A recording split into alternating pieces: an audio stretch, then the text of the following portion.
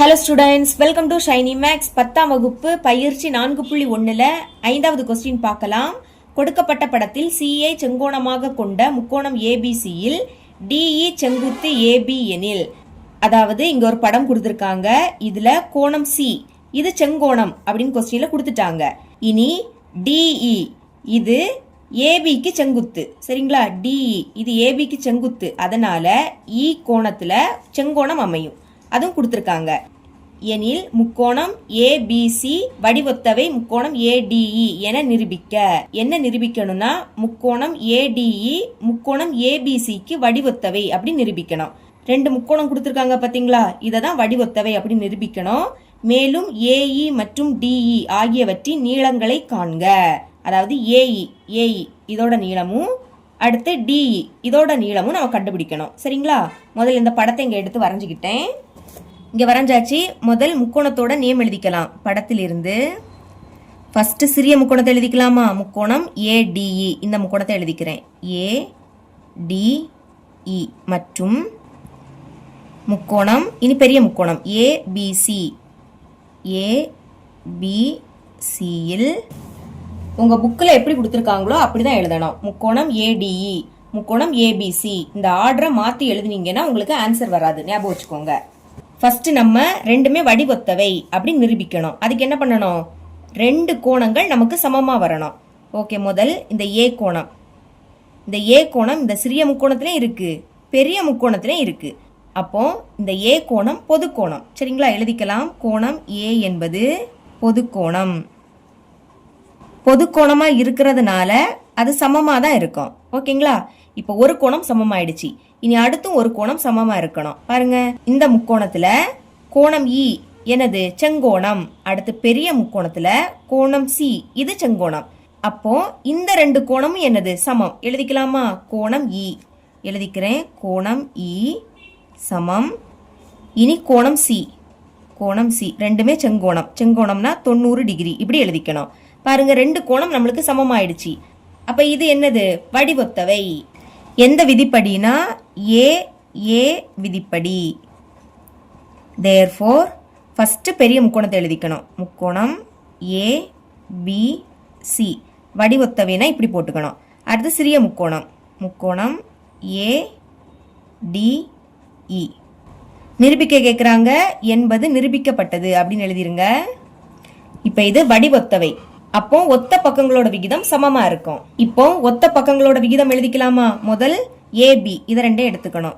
AB அப்புறம் bike கீழே இங்க உள்ள ஃபர்ஸ்ட் ரெண்டும் ஏ டி சமம். இனி லாஸ்ட் உள்ள இது ரெண்டும் பிசி, பைக்கு கீழே இங்க உள்ள லாஸ்ட் ரெண்டும் டிஇ சமம். இனி ஃபர்ஸ்டும் லாஸ்டும் ஏ சி, பைக்கு கீழே இங்க உள்ள ஃபர்ஸ்டும் லாஸ்டும் ஏஇ. இதுல மதிப்பை பிரதியிடணும். முதல் ஏபி பாருங்க, ஏல இருந்து பி, அதோட மதிப்பு நமக்கு தெரியாது. ஃபர்ஸ்ட் அதை கண்டுபிடிக்க போறோம். இந்த பெரிய முக்கோணம் செங்கோண முக்கோணம், அதனால பிதாகரஸ் தேற்றத்தை பயன்படுத்தி ஏபியோட மதிப்பை கண்டுபிடிக்கலாம். எழுதிக்கிறேன். பிதாகரஸ் தேற்றத்தின்படி. பிதாகரஸ் தேற்றம்னா என்னது? கர்ணத்தோட வர்க்கம் மற்ற ரெண்டு பக்கங்களோட வர்க்கங்களோட கூடுதலுக்கு சமம். இப்ப கர்ணம் எதுன்னு கண்டுபிடிக்கலாமா? இதுதான் செங்கோணம். செங்கோணத்துக்கு எதிரில் இருக்கக்கூடிய ஏபி, இதுதான் கர்ணம். கர்ணத்தோட வர்க்கம், கர்ணம்னா ஏபி, வர்க்கம், அதனால அடுக்குல 2. இப்ப இது எதற்கு சமமா இருக்கும்னா, மற்ற ரெண்டு பக்கங்களோட வர்க்கங்களோட கூடுதலுக்கு சமம். ஏசி இது ஒரு பக்கம், அடுத்து பிசி இது இன்னொரு பக்கம். எழுதிக்கலாம். ஏசி அடுக்குல 2 பிளஸ் இனி பிசி மற்ற இரண்டு பக்கங்கள். அந்த பக்கங்கள் எழுதியாச்சு. வர்க்கங்களோட கூடுதலுக்கு சமம், அதனால அடுக்குல 2 எழுதிக்கணும். கூடுதல் சென்டர்ல பிளஸ் வரும். இந்த மாதிரி தான் எழுதிக்கணும். நம்ம ஏபி அதோட மதிப்பு தான் கண்டுபிடிக்கணும், அது இருக்கட்டு. இனி ஏசி இதோட மொத்த மதிப்பு வேணும்னா 3ஐயும் 2ஐயும் கூட்டணும். கூட்டினா என்ன கிடைக்கும்? 5. அடுத்து இந்த ஸ்கொயர் எடுத்து எழுதிக்கலாம். பிளஸ் இனி பிசி, பில இருந்து சி 12 எழுதிருங்க. இப்போ அந்த ஸ்கொயர் எழுதிருங்க. பாருங்க, 5 ஸ்கொயர், 5 ஸ்கொயரோட மதிப்பு என்னது? 25. அடுக்குல 2னா 5ஐ 2 வாட்டி எழுதி பெருக்கணும். இங்க அடுக்குல 2, அப்ப 12 2 வாட்டி எழுதி பெருக்குனா 144ன்னு கிடைக்கும். இப்ப இது ரெண்டையும் கூட்டுங்க. 25ஐயும் 144ஐயும் கூட்டினா 169ன்னு கிடைக்கும். இனி 169 எப்படி எழுதலாம்? 13 ஸ்கொயர்னு எழுதிக்கலாம். 13 2 வாட்டி எழுதி பெருக்குனா 169 தான் கிடைக்கும். இது ஏபி ஸ்கொயரோட மதிப்பு. நமக்கு என்ன வேணும்? ஏபியோட மதிப்பு தானே வேணும். பாருங்க, அடுக்கு சமமா இருக்கு. இங்கே 2 இங்கே 2. அடுக்கு சமமா இருந்ததுன்னா அடிமானம் சமமா இருக்கும். அப்ப ஏபி இஸ் ஈக்குவல் டு 13. அடுக்க விட்டுக்கிட்டு எழுதிருங்க. இப்ப ஏபியோட மதிப்பை கண்டுபிடிச்சிட்டோமா? இப்ப நம்ம இதுல மதிப்பை பிரதியிட போறோம். First AB. ஏபியோட மதிப்பு என்னது? 13. அப்ப அதுக்கு பதில் 13 பை. இனி ஏடி. ஏடி இதோட மதிப்பு என்னது? 3. எழுதிக்கலாம். 3 சமம். இப்போ பிசி. பில இருந்து சி 12. அதை எழுதிக்கலாம். பிசிக்கு பதில் 12 பை டிஇ. டிஇ அதான் கண்டுபிடிக்கணும். அது அப்படியே இருக்கட்டு. டிஇ சமம் ஏசி. ஏல இருந்து சி. அப்போ 3ஐயும் 2ஐயும் கூட்டணும். கூட்டினா என்ன கிடைக்கும்? 5 பை ஏஇ. அதுவும் தெரியாது, அதை தான் கண்டுபிடிக்கணும். சரிங்களா? அது அப்படியே இருக்கட்டு. ஃபர்ஸ்ட் என்ன பண்ண போறேன்னா இதை 2ஐயும் எடுத்து டிஇ இதோட மதிப்பை கண்டுபிடிக்க போறேன். அப்போ 2ஐயும் எழுதிக்கலாமா? 13 by 3 is equal to 12 by டிஇ. இப்போ இதை மேலே கொண்டு போயிடலாம். முதல்ல இந்த 13 எடுத்து எழுதிருங்க. இது வகுத்தல் இருக்கு. அங்கே போச்சுன்னா பெருக்கலை மாறுமா? அப்போ பெருக்கல் போட்டுட்டு தான் டிஇயை எழுதிக்கணும். இங்கே 12 இருக்கு. இதையும் மேலே கொண்டு போயிடலாம். வகுத்தல் இருக்கு. இங்கே வந்துன்னா பெருக்கலாக மாறும். ஓகே, டிஇ தானே வேணும். அதை மட்டும் இங்கே வச்சுக்கலாம். 12ஐயும் 3ஐயும் பெருக்குனா 36.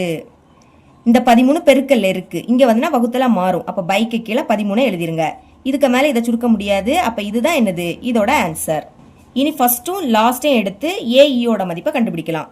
முதல் உள்ளதை எழுதிருங்க. 13 பை 3 இஸ் ஈக்குவல் டு. இனி லாஸ்ட் உள்ளதை எழுதிக்கணும். 5 பை ஏஇ. இதை மேலே கொண்டு போயிடலாம்.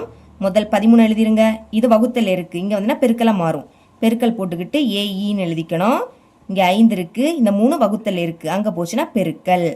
ஏஇ தானே வேணும். அதை மட்டும் இங்கே வச்சுக்கலாம். பெருக்குங்க. 3 15.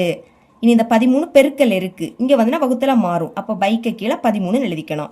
இதுதான் இதோட ஆன்சர். ஓகேங்களா? கொஸ்டினில் கேட்டால் 2ஐயும் கண்டுபிடிச்சிட்டோம். ஃபைனலாக தீர்வுகள் இப்படி எழுதி 2 மதிப்பை எழுதிக்கலாமா? ஏஇ அதோட மதிப்பு 15 பை 13 கமா. அடுத்து டிஇ இதோட மதிப்பு 36 பை 13. 36 பை 13. இவ்வளோ தான் இந்த சம்.